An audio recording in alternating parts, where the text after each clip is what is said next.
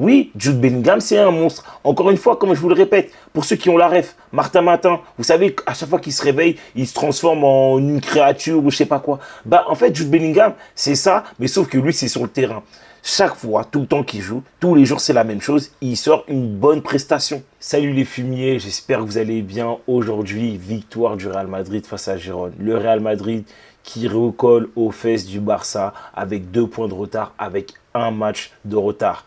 Heureusement qu'aujourd'hui on a gagné et heureusement que Jude Bellingham a fait un match monstrueux. Sorti sur blessure, mais match monstrueux. Vraiment, Bellingham, c'est un monstre. Mais avant de parler de ce match-là, n'oubliez pas les amis, comme d'habitude, vous connaissez la chanson. N'oubliez pas de vous abonner, de laisser un petit like et un petit commentaire pour me dire si la vidéo vous a plu. Sur ce, let's go. Avant d'aller dans les détails de ce débrief, déjà, on va dire merci à Jude Bellingham. Merci Jude Bellingham. Merci de prendre le leadership de cette équipe. Merci de te la donner autant. Merci de mouiller le maillot autant. Merci de marquer des buts. Merci de faire des passes décisives. Merci de courir autant. Merci de charbonner, de te la donner autant. Merci d'encourager tes coéquipiers autant. Je suis obligé de parler comme ça parce que franchement, aujourd'hui, Jude Bellingham sauve les fesses encore de Carlo Ancelotti. Carlo Ancelotti, il a vraiment de la chance qu'il a des sauveurs comme Jude Bellingham ou Vinicius ou Thibaut Courtois et j'en passe. Pourquoi? Parce que, encore une fois, aujourd'hui face à Gérone, je suis désolé, c'est Gérone, certes, c'est une équipe cool, qui sait jouer au ballon, qui a des joueurs de qualité, tout ça et tout. Mais on parle de Gérone. Aujourd'hui, pendant 30 minutes, on a souffert. Aujourd'hui, frère, je suais des fesses, c'était incroyable. C'était juste abusé. Vraiment, j'avais mal aux fesses. C'est pas normal de subir autant d'actions face à Gérone. Parce qu'il faut qu'on se le dise. Aujourd'hui, Gérone, tactiquement, ils étaient en place. Physiquement, ils étaient en place. Dans la cohérence de jeu, ils étaient en place. Ils étaient pertinents. Tout était bien construit pendant les 30 premières minutes de Gérone. Et heureusement qu'il ne marque pas. Heureusement qu'il ne cadre pas. Parce que franchement, on a eu chaud aux fesses. Heureusement que la défense a fait à minima le job, même si je trouve on a concédé beaucoup trop d'actions, pas d'actions franches, mais on a beaucoup concédé d'actions. Mais franchement, il faut se le dire, pendant les 30 premières minutes, je n'ai pas reconnu le Real. Vraiment.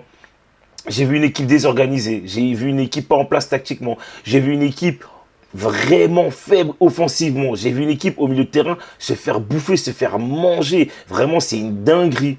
Vraiment, c'est une dinguerie. Je ne comprends pas que encore on n'arrive pas à démarrer les matchs comme il faut, à haute intensité, tactiquement en place. Vraiment, je ne comprends pas ça. Je ne comprends pas.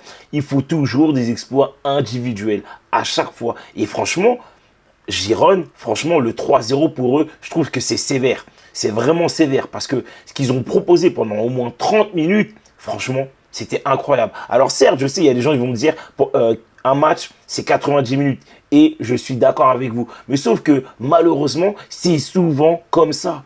Souvent comme ça, face à des petites équipes, face à des grosses équipes, excusez-moi, face à des équipes moyennes, à chaque fois, pendant au moins 15, 20, 30 minutes, tu subis beaucoup d'occasions. Beaucoup d'occasions. Des fois, c'est des occasions franches qui vont potentiellement mener un but. Des fois, c'est des occasions, mais ce n'est pas des occasions franches. Mais à chaque fois, tu concèdes des actions à chaque fois.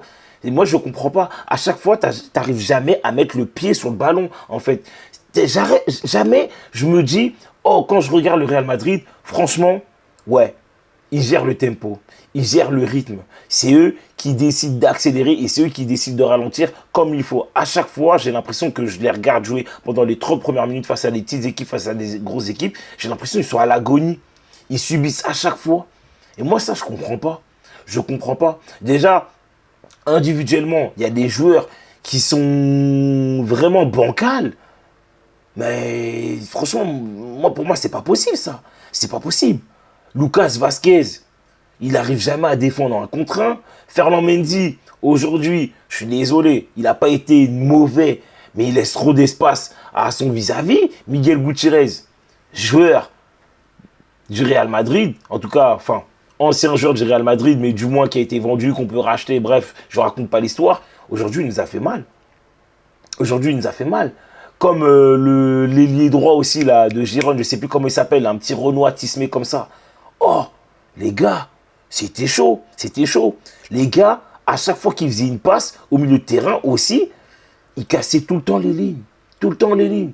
Et heureusement que Rudiger il est là. Heureusement que d'ailleurs Tchouaméni est là. Tchouaméni, bon match de ce genre-là en défenseur central. Encore une fois, Tchouaméni, milieu de terrain, en 6, c'est pas ton poste. Frère, recule d'un cran, tu es meilleur défenseur central. Mais de manière générale, je trouve qu'on souffre trop au milieu de terrain.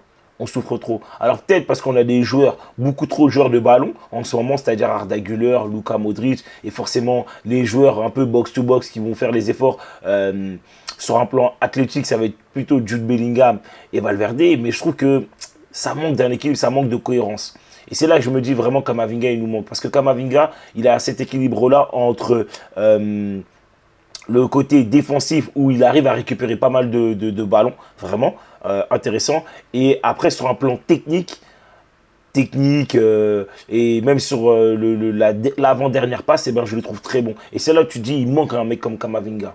Vraiment, parce que je trouve que pendant 30 minutes, on a trop souffert. Et heureusement, oui, je le dis encore une fois, merci Jude Bellingham, c'est un monstre. Oui, Jude Bellingham, c'est un monstre. Encore une fois, comme je vous le répète, pour ceux qui ont la ref, Martin Matin, vous savez qu'à chaque fois qu'il se réveille, il se transforme en une créature ou je sais pas quoi. Bah, en fait, Jude Bellingham, c'est ça, mais sauf que lui, c'est sur le terrain. Chaque fois, tout le temps qu'il joue, tous les jours, c'est la même chose. Il sort une bonne prestation. Toujours une bonne prestation. Vraiment, c'est très rare qu'il est mauvais. Vraiment. Et même quand il est mauvais, tu vas le trouver bon dans un plan de jeu. C'est-à-dire, s'il n'est pas bon offensivement, il va être fort défensivement. S'il n'est pas fort défensivement, tu vas le voir fort offensivement. Enfin bref, vous comprenez le truc. Vous avez compris. Et heureusement, parce qu'encore une fois, moi, ça m'énerve de voir toujours le Real marquer sur des actions individuelles.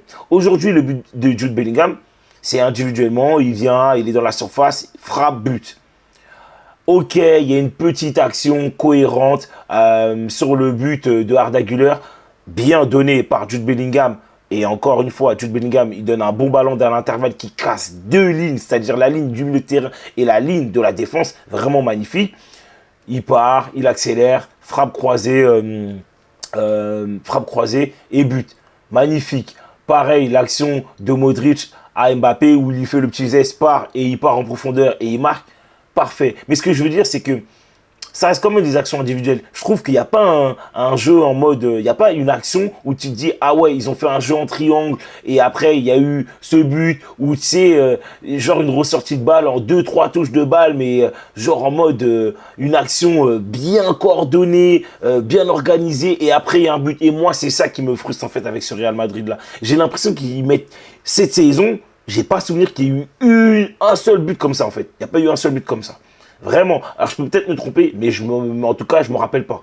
Je me rappelle pas. Et si ça l'a été, c'est que ça veut dire que c'est très rare. Et ça, ce n'est pas normal. Il y a le Real Madrid, individuellement, tu as des joueurs très très forts, même s'il y a des blessés. Mais je veux dire, des Ceballos et d'autres, c'est pas des peintres.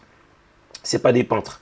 Moi, c'est ça qui me frustre. Parce que sur toute la deuxième mi-temps, vraiment, j'ai trouvé une équipe vraiment cohérente. Mettre le pied sur le ballon, être fort sur les duels, donner du rythme. Vraiment, j'ai trouvé une équipe beaucoup plus forte. Un Modric, vraiment, sur la première mi-temps, qui a été très mauvais. La deuxième mi-temps, il est monté en puissance. Vraiment, c'est dommage que ce mec-là a 39 ans, 40 ans. Parce que franchement, je trouve qu'il a une qualité de passe et une qualité dans le jeu, à gérer le jeu. Franchement, j'ai trouvé ça très, très fort. Vraiment très fort. Bellingham, malheureusement, il sort sur blessure. J'espère que c'est pas trop grave. Mais pareil, lui, vraiment, il a été très bon. Il a été exceptionnel dans l'entrejeu, vraiment. Et moi, ça me fait plaisir de voir un Jude Bellingham comme ça prendre le leadership de l'équipe. Parce que malheureusement, des Mbappé et autres n'arrivent pas à prendre le leadership, n'arrivent pas à mener l'équipe, à pousser l'équipe vers le haut. Donc, il faut quand même comme Jude Bellingham le fasse.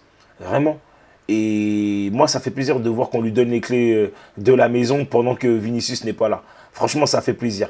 Après, Mbappé, il met un but magnifique, il n'y a rien à dire. Mais par contre, Mbappé, je suis désolé, j'aurais voulu que dans le jeu, c'est-à-dire dans la création du jeu, c'est-à-dire dans le contenu, qu'il soit beaucoup plus fort, beaucoup plus...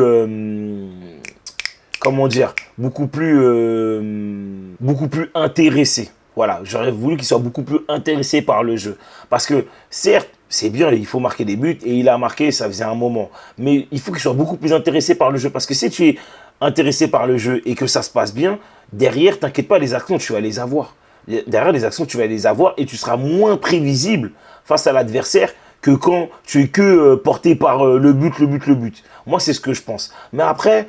vraiment, je veux pas être trop dur avec lui. Je sais que voilà, ça va pas bien, il n'y a pas de problème, tout le monde le sait. Mais je pense qu'il peut encore faire mieux, mais largement mieux.